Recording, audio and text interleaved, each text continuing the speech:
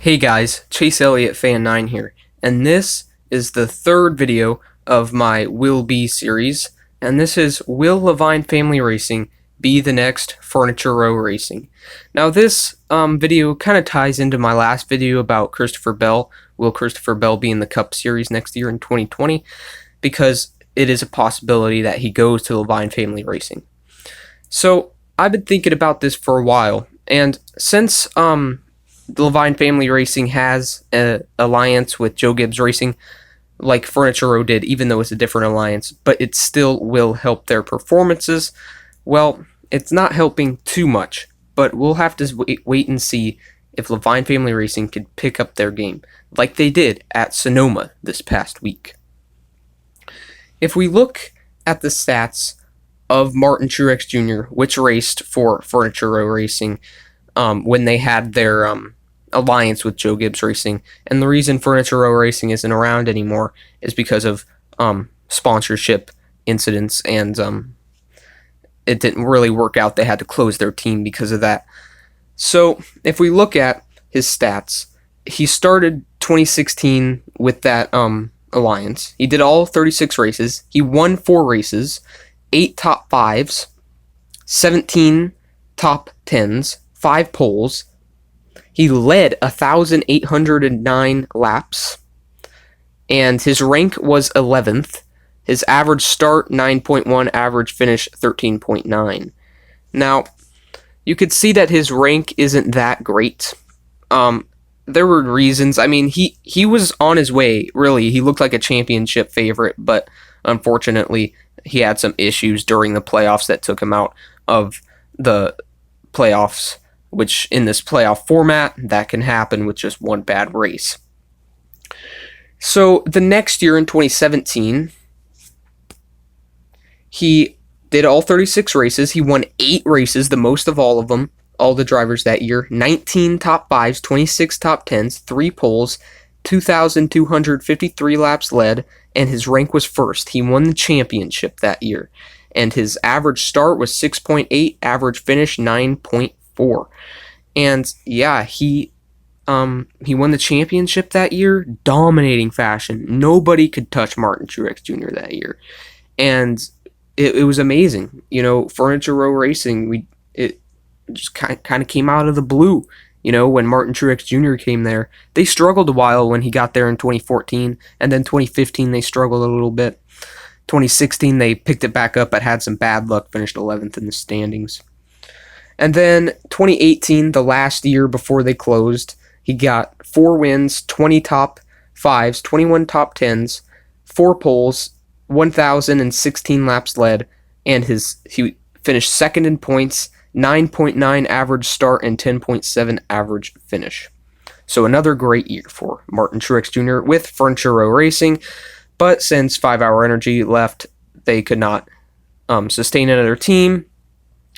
And 2019, Martin Truex Jr. moves over to Joe Gibbs Racing. He did all the races. He has 4 wins currently this year, 7 top 5s, 10 top 10s, 518 laps led, and his rank is currently 5th with an average start of 16.1 and an average finish of 10.8. Now, last year, 2018, Kasey Kahne drove for Leavine Family Racing. But before that, Michael McDowell raced for them, and Michael McDowell, you know, and Leavine Family Racing, they were not good at all. They had an alliance with Richard Childress Racing, just like Kasey Kahne did last year, and they were awful. They just were. They didn't do anything. And then 2018, after Kasey Kahne is not with Hendrick Motorsports anymore, he joins Leavine Family Racing in the 95 car with a technical alliance with Richard Childress Racing. Now that year, he could not finish the whole year because of health concerns, so he only did 25 of the 36 races. He got 0 wins, 1 top 5, 1 top 10, 0 poles, 30 laps led, and his rank was 30th, but he was around 24th before he had those health concerns and left the series. His average start was 26th, and his average finish was 22.8. So after the year, and he had health issues, so he didn't finish the year. After that year, he eventually retired to spend more time with his family. But the times that he was not in the car, Regan Smith was in the car, and Regan Smith was in there for 11 races, had 0 wins, 0 top 5s, 1 top 10, 0 poles, 10 laps led, and his rank was 33rd with an average start of 28.5 and an average finish of 23rd.